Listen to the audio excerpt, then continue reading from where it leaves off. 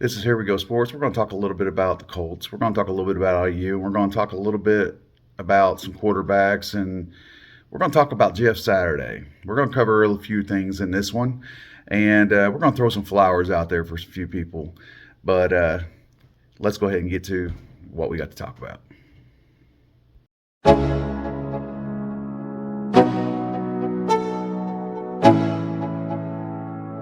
Let's go. Yo, I'm like an addict, do I gotta have it. I ain't even playing, got a really bad habit. If it moves, gotta grab it, fuse like a magnet. Lose, won't have it till I'm doomed in a casket. I ain't playing, got a weird mind. Man, listen, I've forgotten more football than everybody who's making fun of me has ever thought, right? And so Amen. All right, let's go ahead and talk about IU real fast. Let's get that out of the way. Indiana looked halfway decent against Michigan. They really did. They tend to look more and more about passing the ball, sharing the buckets, kind of look more like a team every single week. And every week the competition is a little bit harder and a little bit harder, and they're finding ways to win as of right now. Hopefully their play keeps increasing as the weeks go and come. And, we're going to lose some eventually. But there's definitely an increase in experience through each week. Now, they say that all the games that Indiana's played so far have not been against very good teams. Michigan apparently, which I did not realize, and I still don't think that they're that bad, but is apparently kind of a bad team. And I don't know. I mean, I guess that's everybody's got an asshole, so everybody's got an opinion about a little bit of everything. But I do take to heart what Kent Sterling says, and he claims that Michigan really is not that good of a team. But it's been claimed that every team Indiana's played so far has not been that good. So I honestly didn't think Michigan was that bad, but maybe Indiana's just not that good either. But that was a close game. It was a good game, and I loved watching that game. I really did. So that out of the way. I didn't really get into Indiana too much because until I guess they play against a actual good team, whether that be Purdue that just lost against a team that nobody thought they'd lose against, or somebody else that's ranked. I guess they got to prove themselves. Now let's go ahead and move on to the Colts.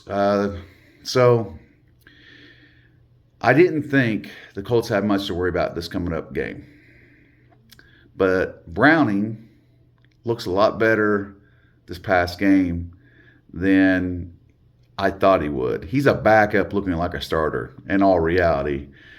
He was 32 for 37, 356 yards and a touchdown. Are you serious? Those numbers are numbers that a starting quarterback has, and he looked like he did it effortlessly, basically. And, past games that the Bengals have played, they've had a questionable offensive line and an okay defensive line, but not great.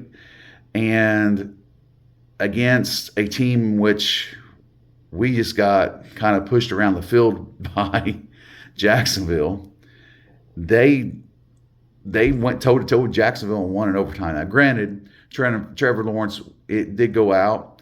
It was a high ankle sprain, which is what I kind of thought it would be, because Patrick Mahomes had that exact same injury, and he still played in the last 3 games of his year last year. The playoffs into the championship and the Super Bowl, and he still played. So I don't know if they feel like they can get by without him for a couple of weeks, or if he just doesn't feel comfortable with it. I really don't know. And it could, the high ankle sprain is different with everybody. It could have been to a more severity of a sprain than what Patrick Mahomes had too. It's a very good possibility. And maybe that's the situation. I'm not trying to put Trevor Lawrence down, because Trevor Lawrence is going to be a quarterback we're going to talk about here in just a few. right around with Browning. I have mentioned them because they're in the games that we'll be playing, but I want to also talk about them in another way that nobody really thinks about. But anyways, so if they're without Trevor Lawrence, they lose a couple games, we win all but one of our games, really. We can end up winning the AFC South. That's crazy. That is nuts. And if we do that, we got home field advantage. Now, on the downside of that, some teams that we would actually want to lose would have to win. So, it's a double-edged sword, so to speak. But as long as we keep on winning, then we keep us where we need to be, and all the other stuff will get fixed or worked out in the wash, so to speak.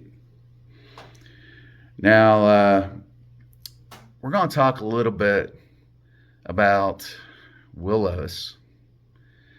People's been talked shit about Will Levis all the way up to here recently, whenever he finally started playing. And Will Levis does not look that bad. Yes, we beat the Titans, but at the same time, Will Levis looked good. He really didn't look bad. He didn't. He looks just as good as some of these starters that are starting. He's, as a rookie, he is a good backup. I forget what his QBR was. I think his QBR was like an 89 or an 88 or something. It wasn't great against us, but it wasn't that bad. I mean, he honestly, he's going to be a good quarterback in the NFL in the next 3 years. As long as he starts and he learns from every possession and every season, he's going to be Trevor Lawrence in like 2 or 3 years. He's going to be a good quarterback. He won't, I don't know about great, but he's definitely going to be a good quarterback. He's got the deep threat. He's pretty decently accurate, and he throws on the run. Everything a starter needs. So the haters can hate, but Trevor Lawrence is the same way. It's the same thing. Trevor Lawrence, everybody up to last year said, and they said last year was a fluke. Trevor Lawrence is not that bad of a quarterback. He's become a good quarterback in the NFL. And he will. He'll stay that way, and as long as he stays healthy, he's going to end up dominating. And for Jacksonville, he's probably not going to go anywhere else because they're not going to want to get rid of him until toward the end of his life cycle in the NFL.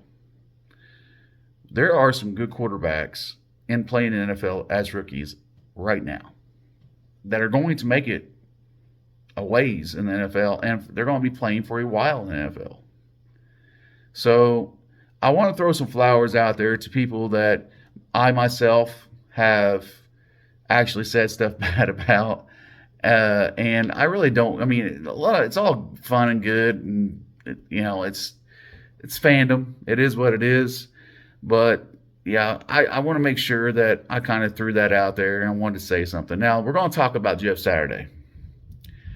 Jeff Saturday was on the Pat McAfee show. Coach Jeff Saturday.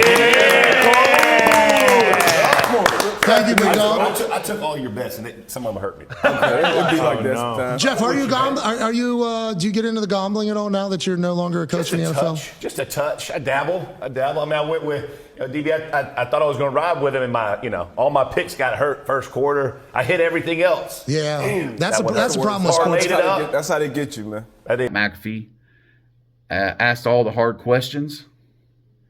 Talked to him about some things. There were some answers that need to be actually put out because people wonder a lot of things about what happened when he was the coach, and what was said, what was going on behind the the walls and all that good stuff. Pat McAfee, they asked him. They straight up asked him. He gave answers that didn't seem to be I don't want to get in trouble answers. They were just straight answers. Let's talk about you being head coach. Yes. Haven't got a chance to really chat with you about being head coach. So everything I had heard about that building was potentially that it was in ruins, okay, whenever you were brought in there. Yeah. And we have a lot of simpatico family in that building. Yes. And I asked immediately, like, how's Jeff doing? You know, how's Jeff doing in there? And a lot of people, I'm not going to say exactly who it was, but a lot of people in that building had the same message. It was like, our culture has completely gone to hell. There's people late for meetings. There's people missing treatment. There's guys gambling against the Indianapolis Colts who are actually on the team. And yes, he fancied some of the sentence or some of the explanations. He fancy worded them, or however you want to put it. He used the words in the dictionary. Not everybody uses, and a few of them, a few of the answers. But he also followed up, and he tried to make sense. But I think he likes to sound as smart as possible, or it's just his swagger. It's just who he is. But I thought that his answers were quite interesting. It was like the building just kind of fell apart. Yeah. So Jeff is coming in here, and he's going to be a guy who's just going to have to take it on the shins from everybody as he has to reinstate what a professional football team looks like. Is that an accurate depiction of what you had to do? And your first day in there, were you caught off guard completely about what you were walking into? It was more than I anticipated. I'll put it like that. I'll church it up a little bit. There was a lot of what you're saying that was going on. So it was, but I think Irsay knew that. And I always said once he took over the team, the head coaching position, interim head coaching position, I always said he was getting a team that was already off the rails. Knew kind of where the situation was, kind of how it had gotten a bit off the rails, and kind of what it needed to look like for it to get back to what they envisioned. Everybody has to do with the offense was fired. But yet he had to use the same playbook. And they weren't doing any good with the playbook they had. And then they weren't real sure about the quarterback situation. Conversation with Jim was, we're going to go 0-8. Like, just recognize we are. No shot. Yeah, no. First of all, you just got rid of all of your offensive staff, right? Yeah. So just put that aside. We're going to walk in this room. Parks Frazier's calling plays. Yeah, we have a 30-year-old who hasn't had a room, right? Like, he's never been in charge of a room yet. And I love Park. Great kid. Great guy. Love him. Great kid. No. I'm being real. And a good football guy. But, you love him. But he had never had his own room yet, which means for those out there that he had never been like the quarterback's coach or the receiver's coach or whatever, where you're sitting in front of a room every day.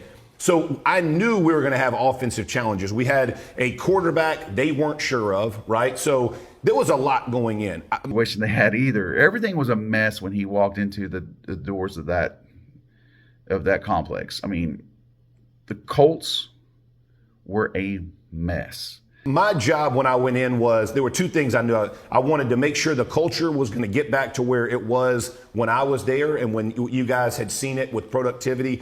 And the other thing was, from the offensive line perspective, like, stop the nonsense, stop the noise. We need to get these guys back playing together. They're going to have bumps. They're going to have bruises. It's not always going to be pretty. But we got to get if the team wants to go anywhere, they put enough assets in those five, they got a ball.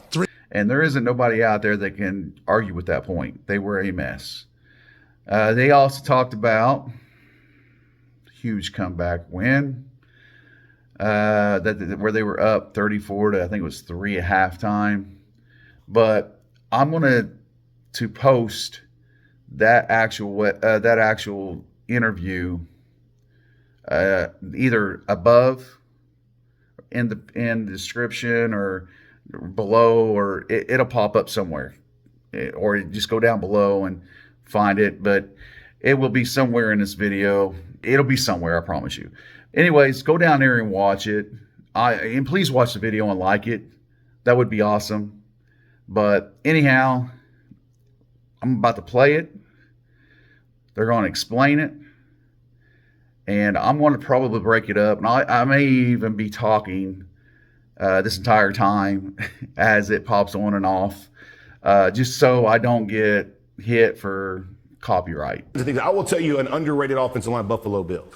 They get blasted all the time about not being able to run it, about not being able to do whatever they're doing. These guys are a good group. They can make it happen. The Colts offensive line doesn't get nearly enough love, right? Like, these guys have played lights out. Oh, yeah. I mean, they have played lights out this season. Hey, we're in it. Oh, man. They got some steering power, Hey, bro. Gardner Minshew, too. Lighting mania. Football player. Minshew mania. Running. So But anyways, I hope you enjoy. And I'll catch you on the next one. If you haven't subscribed, please subscribe. Because I come up with stuff all the time. If you don't like hearing me talking, just fast forward to the bullshit. I'll talk to you later.